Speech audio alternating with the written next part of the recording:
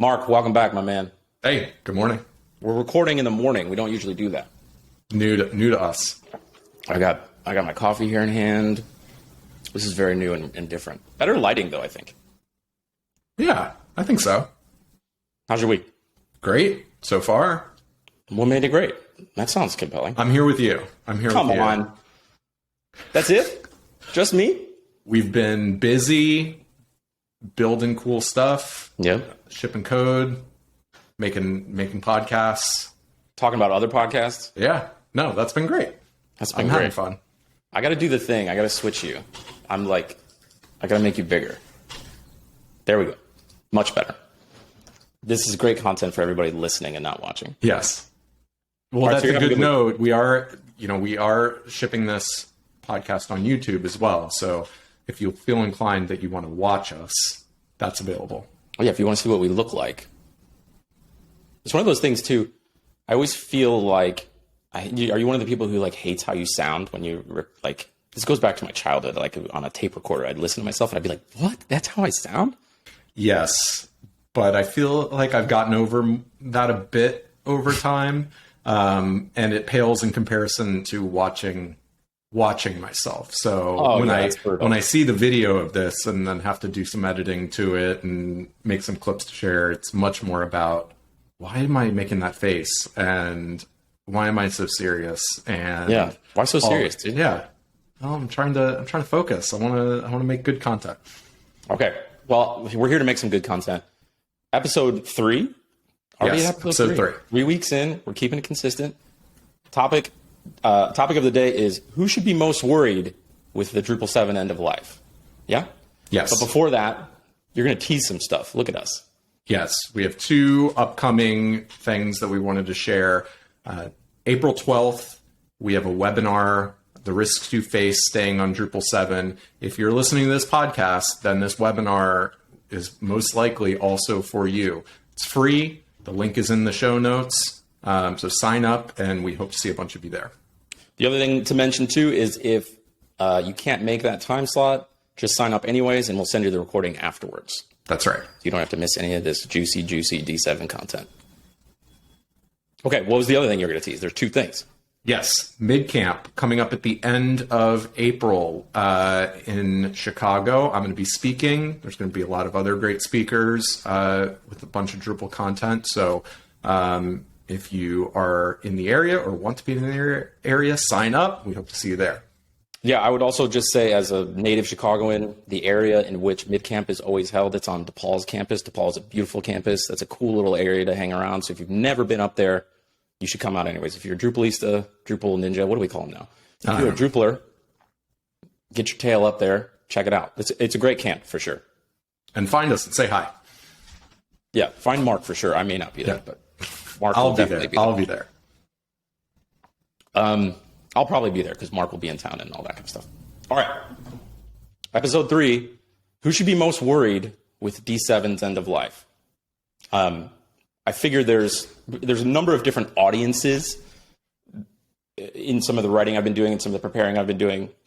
I've been thinking about who are all the end users of Drupal. So you've got editors, you've got site builders, you've got developers, you've got agencies, you've got organizations who are running, publications with Drupal. There's the list goes on and on. But, and we've talked previously about how Drupal 7 end of life might affect them and what it means tactically, with releases, security advisories not coming out. What does that mean for them? How will they keep things secure? But we haven't really talked about what groups of people are most at risk. And what I mean is there are probably groups of people who Drupal 7's end of life may be just a blip on the radar and not really matter too much.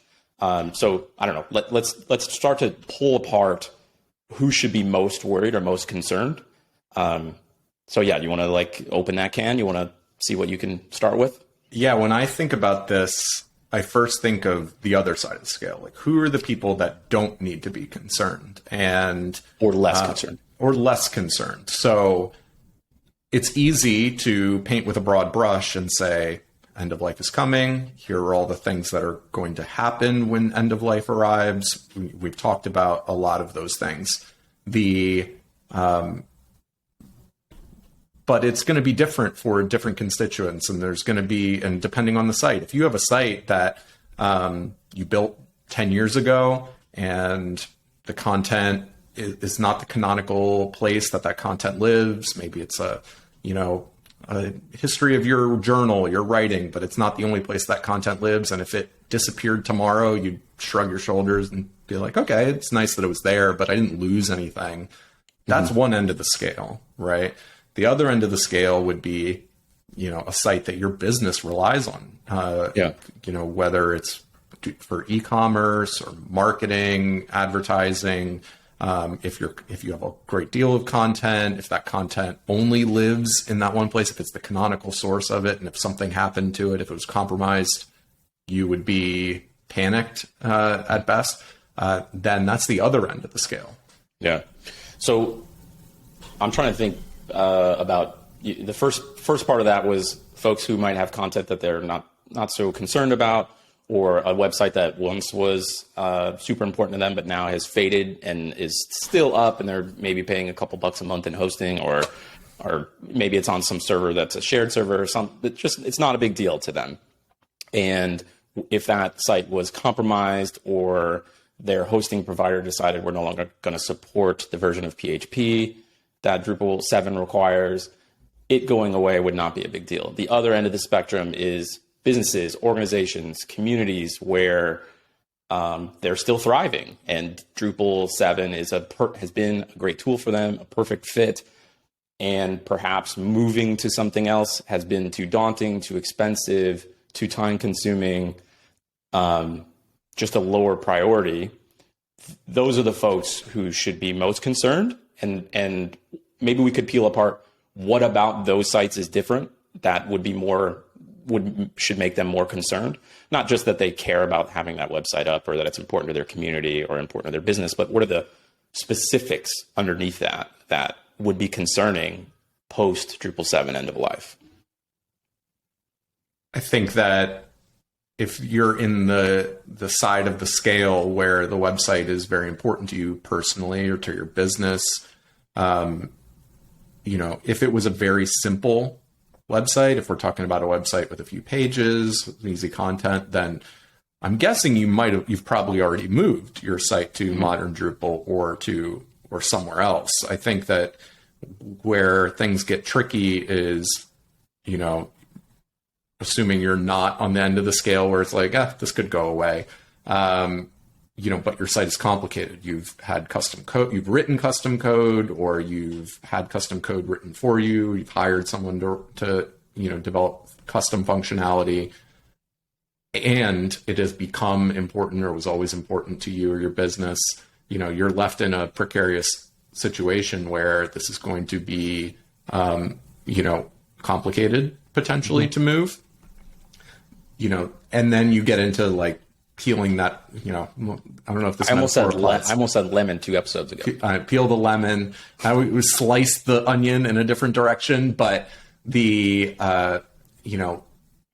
this site is so important to your business, if it's, generating a fair bit of revenue, then the case is easier to say like, well, this is a huge risk, the end of life. We need to invest and make this move or make a move.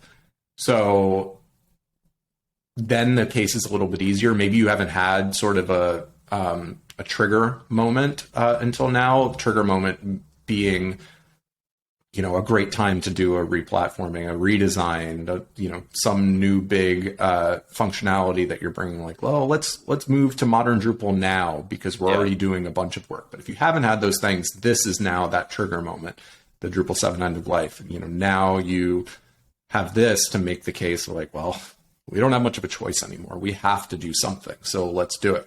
But I think there's a lot of people in that middle ground where the site's important, but not so important that it's obvious the value in spending a fair bit of time, effort, money to get to modern Drupal. So I think those are the folks that are still here on Drupal 7.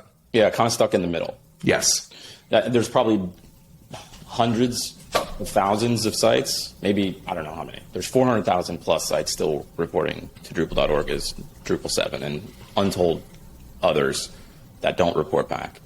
There's probably a good portion of those who don't really generate a ton of revenue or are smaller communities that are, niche or just really important to everybody that's still hanging around to those sites for whatever reason.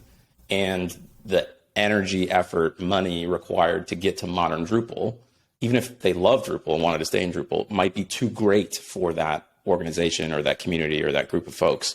Okay, that makes sense to me. That's another layer to the lemon, so to speak, that describes the precarious state that anybody who's on Drupal 7 is.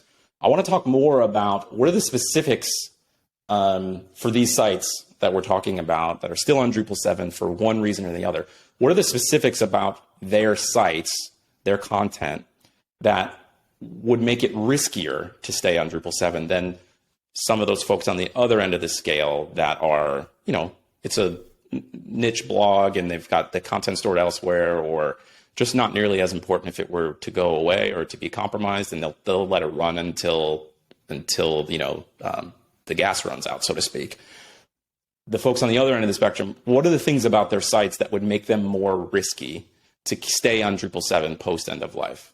I'm thinking about like personally identifiable information. What are the other types of things like that? So I don't know, what do you got? Yeah, I don't want to oversimplify too much, because I think a lot of folks out there, any of these scenarios are not great, but if you have content that, you have PII, either yours, your colleagues, or users of your sites, customers, that's a huge, those are the people that probably are most concerned and should be most concerned.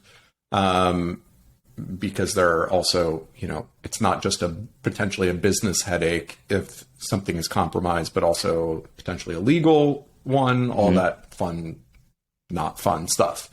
The things like LastPass is dealing with right now. Yeah. Total you breach. don't want to, none of us want to deal with that. So, that's a great example. But then also stuff, maybe you have, again, content that's canonical. You don't want to lose that content. It's the only place it is. But especially if you have content, maybe you have content in your site that's not public, so you've got some parts of the content is public, but others are only for internal use or only for archival purposes, and that's not exposed to the public web. That's a potential risk that if the site was compromised in some way, or if you have whole pieces of content in the same, in the same state, some that's only visible internally or not published. These are the things that I would be concerned about, if I was on a platform, any platform, but if I was on Drupal 7 and with an end of life date approaching where security processes and patches and releases was going to stop in the near future. So we got personally identifiable information, canonical source of content, like this content's super important. What else? What about API keys, integrations with a CRM where, say, they're on HubSpot or Salesforce and there's API keys are stored within Drupal. If they were compromised, then someone could have access to those API keys and then thus get access to potentially a ton of personally identifiable information, and you're back in the same place. Right. So anything sensitive, anything that, where you're talking to another system and, is a potential attack vector, not just for the site itself, but then to jump to other systems. And then you are looking at, then you need to then be concerned about what data or keys or any of those things are available in that system. So it's kind of a chain reaction. And that's why we're always concerned about securing every point of entry. And we don't want to, have a vulnerability even at just one, because it could potentially open up access to others. Yeah. Just trying to think of what other things about some of these sites would be potentially more concerning for.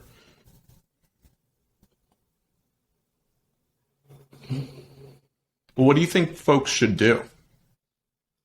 If there are people in, we've got these hypothetical folks who,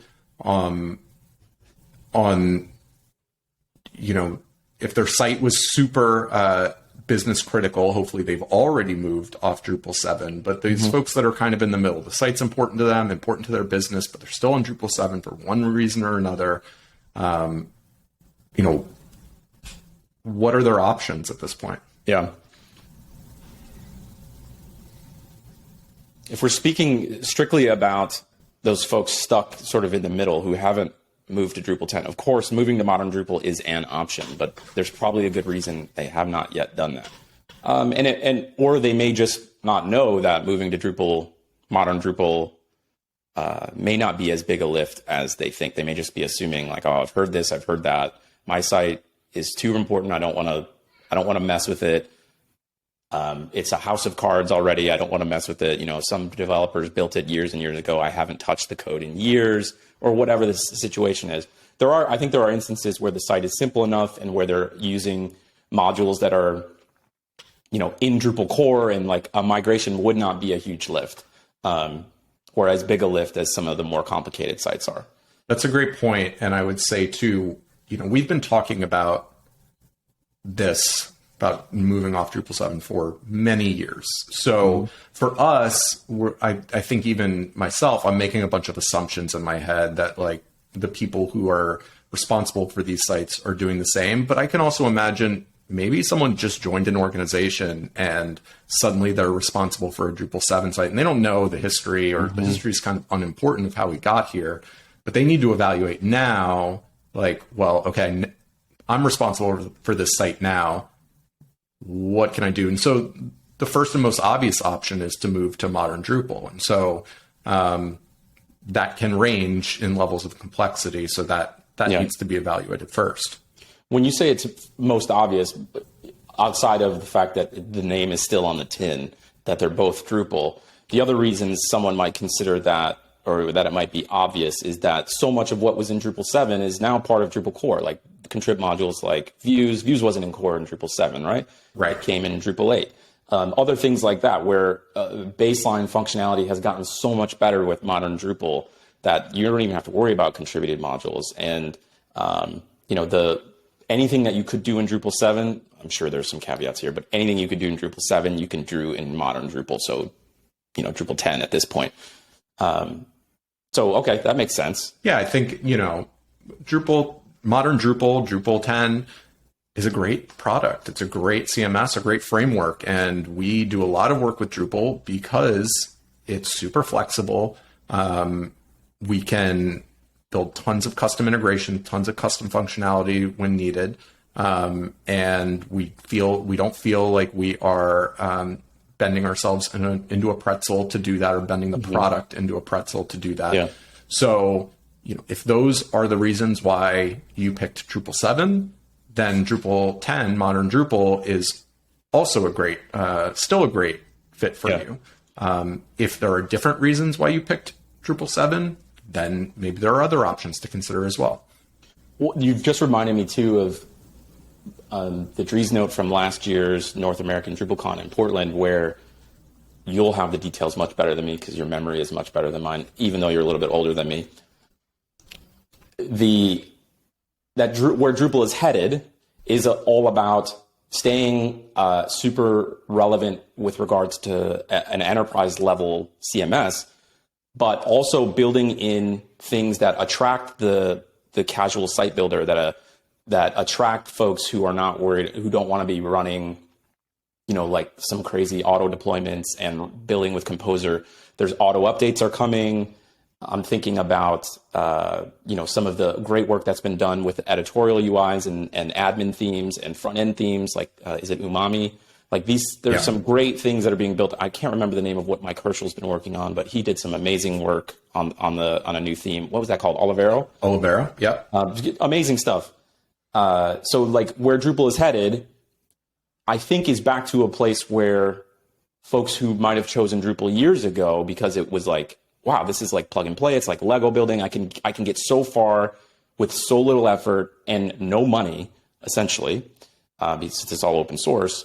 I think Drupal's sort of headed back there for more strategic reasons, like building up the community a little bit more, getting more contributors to the code, enticing some of those developers who are early in their career, and who years from now, if they start learning Drupal from a site building perspective or just a theming perspective, might be core contributors in a few years because the barrier to entry will be lower to use Drupal. I think that's super smart.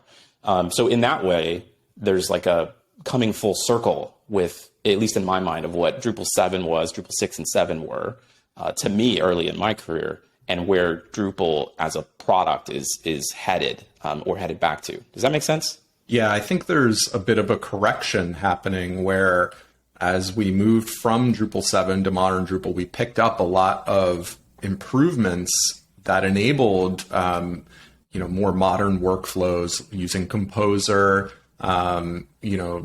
enabling the work of complicated sites and working in more complex developer workflows, and sort of getting off the island of like, we have to build everything ourselves using Symfony, using Twig.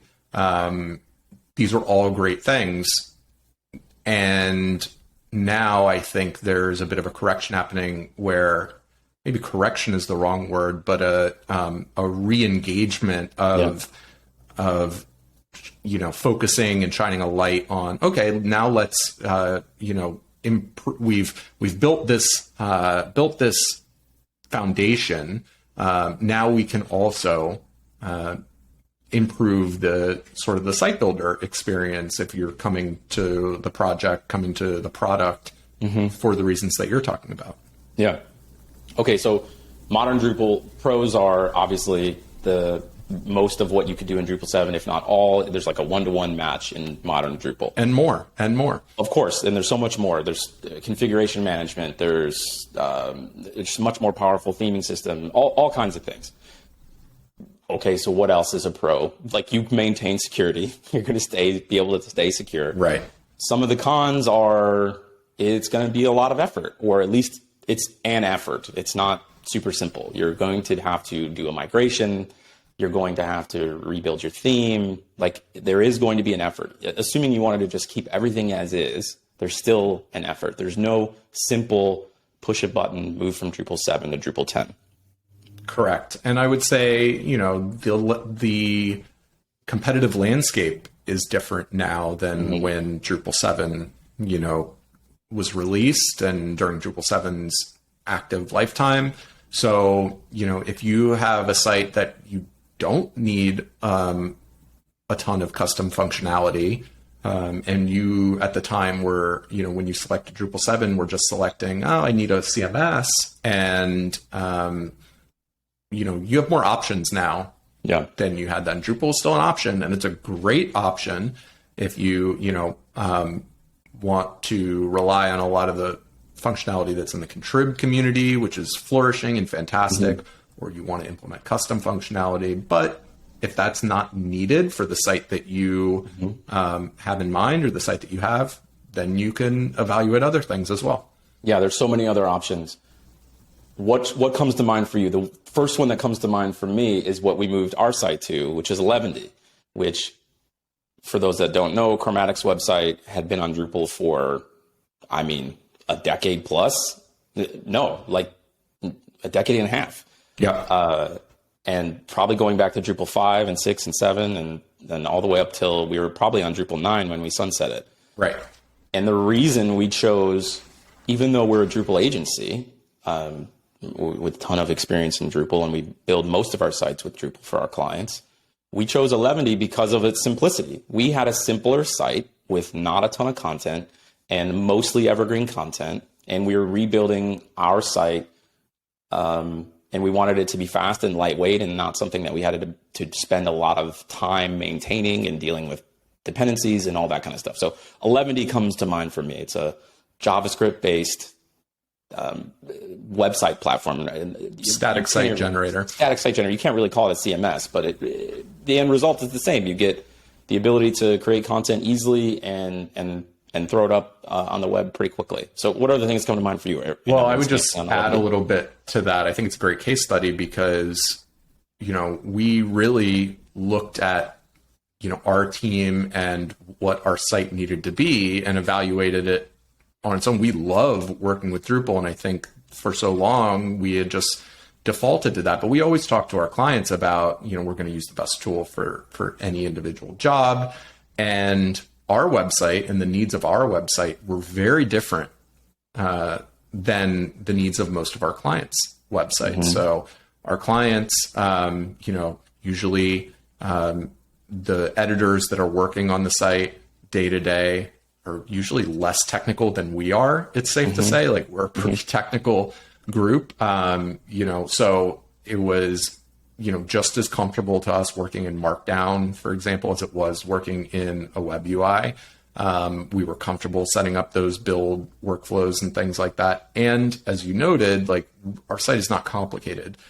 Clients frequently, they might have 50,000 pieces of content, 100,000 pieces of content. That's a completely different problem space as an agency's website where, we've got a few hundred blog posts, but other than that, we don't have that many pages. Like, that's not, and they're not getting updated daily. So it's a completely different problem space. So I say all that for the folks that might be listening to this and say, well, where does my website fit? And, and we did the same thing that I just described, where we said, okay, well, these options didn't exist when we first built the site. And we had a triggering event, right? We had a new brand and we were working on a new website design. And that was our moment to say, okay, are we going to, where are we going to implement this on the existing platform that we have, or is this a moment to reevaluate? So that was our triggering event.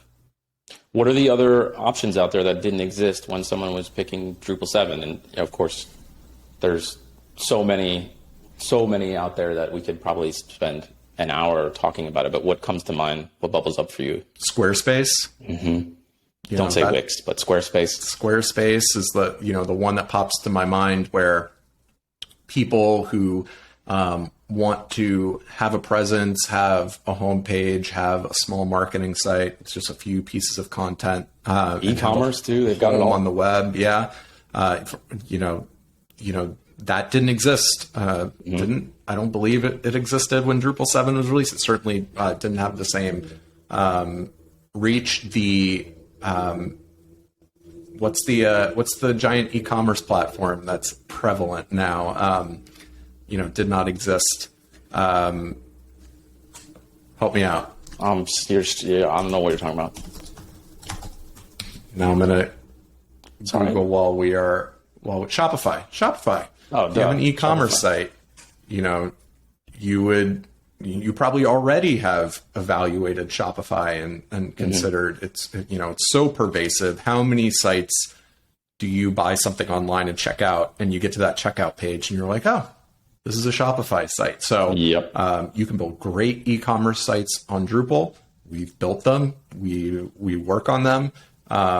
But Shopify is an example of an option that just didn't exist. When Drupal 7, in the era of Drupal 7's release. So those are places that, products that people are likely evaluating now and comparing them to options like Drupal.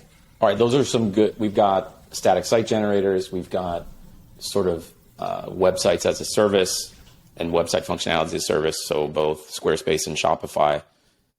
If we talk quickly about the pros and cons of those sites as a service, is that what you call it? I don't know. But like, for example, I run my personal website on Squarespace because I just don't have time to be doing all the knob turning. My calendar is full and I've got 2 kids and life is full and I like to work out and like all this stuff. So I chose Squarespace, but it drives me crazy because yes, it gives me almost all the functionality I want for free, but it's so hard to customize. Like, it's not like Drupal where it's like, yeah, you get all this stuff for free and you can hook in and like change literally everything. With tools like Shopify and Squarespace, you kind of get what you get. So if you want Right. to customize the workflow for after a purchase and what emails get sent or how that UI looks, you're pretty limited. I'm sure the Shopify and Squarespace folks are going to come for us and be like, actually, you can do this if you know, whatever.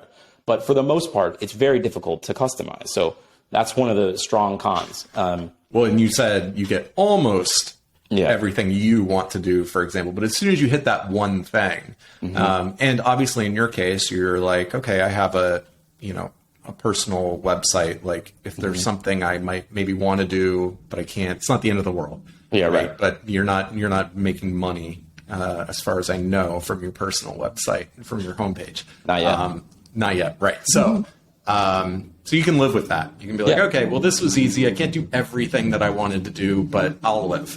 And it's a bit of a different story if it's a site for your business. If it's something you're dependent on, then you're weighing those options suddenly is quite different.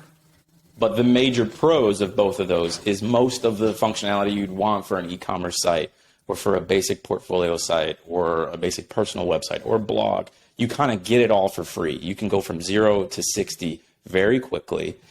And you're paying with your dollars for those folks to keep it all working and keep it all secure. So you're kind of just throwing a little bit of money over the wall and you're getting in return like peace of mind. You Right. don't have to have a dev team, but you don't have all that customization. Okay, the final option is if you're still on Drupal 7 and you want to keep the site around, but I'm sure there's other options, but the final option we're going to talk about on today's episode is you could export and just go to like a flat site. So there are a number of different ways that you could take an existing Drupal 7 site or really any site that is dynamically generated and sort of export it out into flat HTML, CSS, and JavaScript. Mark, you want to talk a little bit about like what does that mean and like what are the pros and cons of that? Sure. So, just like we talked about with our site, generating a static site. So we have a bunch of content and configuration and the workings of the site. And then, when we ship it, when we ship any change, any new blog post, it actually generates and builds a set of flat HTML, CSS, JavaScript files, and that's what gets put on the web. So the output is just what we were building on the web 20 years ago, essentially, and no blink tags, I don't think. But other than that, I like Marquee. Marquee was my Marquee. favorite. Thank you. I first started writing websites, and I could have stuff scrolling, and it blew my mind. Those were the days. And a little animated GIF. Under construction GIF. I think, what was your first website? I can tell you what mine was. I think it was on GeoCities, and it was a Metallica fan page. It was so sick. I definitely had a GeoCities site, and then at some point I built and was running some kind of like Star Wars gaming news site that I was How did I not know this? Inspired by, I don't know if you remember like Blues News back in the day. It was inspired by like the Quake news community, all that stuff. And so I was doing that, but I mean, I was a teenager. I was basically scouring the web for rumors and news and then posting about, I wish I could find it. I wish I could find good it old days on archive.org or something like that, but I haven't found it yet. Forgive the digression. That was awesome. I did not know you ran a Star Wars. Oh yeah. The gaming Cantina, news, I think called. Anyways, good. it was really cool in 1995. To you and 3 other people. On Yes. So what were we talking about? Oh, it's that flattening the sites. Yes. So, so you could do the similar thing where you've taken a Drupal site, and right now when you load a Drupal page in the browser, the web server is generating the markup and then serving it. So at runtime when it's requested. At request time, essentially. So there are some tools that will allow you to go through and pre-generate all of those pages, all of your possible pages, and flatten them into HTML, CSS, JavaScript files. And you could just save that and make that public on the web, and replacing the live generation from a CMS from Drupal. And the pros of that are that you won't be running a back end essentially that has security vulnerabilities post end of life. And, the pros are also that it takes a lot fewer server resources, a lot simpler server configuration.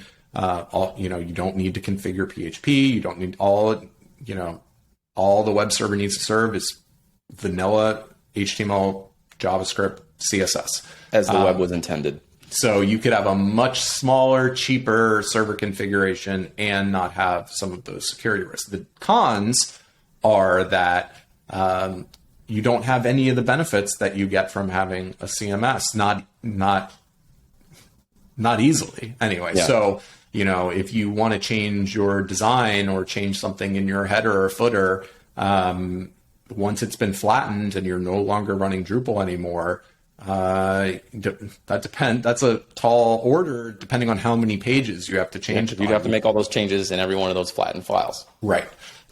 You could, in theory, keep Drupal running internally. Now that's not going to maybe save you as much on hosting resources and stuff like that, but you could set up some kind of workflow where Drupal continues to be your CMS internally, and just when you make changes, it generates and rebuilds those flat files. So you essentially turn Drupal into a static site generator. So there's sort of a one-time option that's like, we do this once, we export these flat files, we put it up on the web, and we call it a day. We shut down our CMS. That's a very simple, straightforward option if things aren't going to need to change.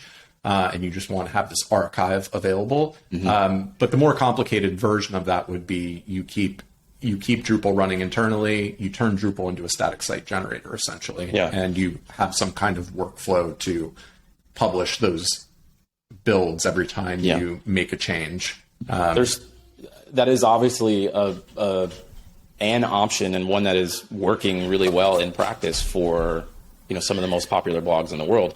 I can't say that they're running Drupal, but like, for example, John Gruber's website, daringfireball.net, who you and I both devour daily, it is running on movable type and has been for like 20 years. 20 plus years or something, like a really long time. And it's running in that same no one is using movable type anymore. Like, it's definitely not as much as Drupal 7. I would now we're going to get the movable type movable people coming after us. Yeah, well, maybe. I'd love to talk to them. I think one of the first jobs I interviewed for was a movable type gig, and I was terrified. I was like, I don't know how to use any of these templates. Anyhow, that is proof that that sort of approach is viable. That you can run a CMS firewalled privately, not exposed to the public internet, that could generate all of the content for your website and it give you the benefits of the CMS and the benefits of a statically generated site. So you don't have to throw away the baby with the bathwater, so to speak. And that would be a really interesting problem to solve if anyone listening to this podcast is like, ooh, I don't want to throw away Drupal 7. I want to spend all that. If I can keep it running and keep my site auto-generating every time I publish some updates, I kind of get the best of both worlds, and I probably can do it for a lot cheaper. That would be fun as hell for you and I to build and work on. Yeah, I would just flag that it's very easy for us to yada yada the security parts in this scenario, so we could say, oh, you make it internal and there's less risk, but there's different versions of this. Like if you're a big organization and you've made the CMS internal only, it could still be accessible to a lot of people. Security is still the lack of security support is still concerning there, so I don't want to paint that as like a good option for everyone. But we've talked today about a bunch of different variables. About a bunch of a big scale of people's different scenarios. So it definitely is an option. Yeah. Okay. Fair. I still want to build that. I think that would be fun to make, and it might solve a real problem for some folks who are like, we're going to get to Drupal 10, or we're going to move to Contentful, or we're going to go somewhere else, but we're not doing it right now because the economy is in the bag and I don't have Sure. any budget. Like I need a midterm, a short-term solution. So yeah, interesting. Yeah, especially if you have a triggering event that is going to happen. Maybe you thought it was already going to happen. Maybe you have a redesign coming or something like that, but you're just not confident that it's going to be ready and complete before the Drupal 7 end of life date. Well, then maybe one of these interim options is a good one for you. Yeah. All right, I think we're 40 minutes plus. We should wrap it up. Longest episode by far. Let's wrap it up real quick. Just a bump again that we have a webinar coming up a week from today. You can sign up on our website. The link will be in the show notes. We'll cover the risks you face staying on Drupal 7. We'll cover some of the options. We'll go in depth on some of the topics we've covered on this podcast that, time wouldn't afford. And of course, again, if you can't make that time slot, sign up anyways, and we'll send you an email with a link to the recording. And Mark has a mid-camp session coming up at the end of the month. Mark, what's the title of that session? I'm going to be talking about task runners and Robo and how they can help you improve your workflows. Wicked. Awesome. It's going to be great. Episode 3 in the books.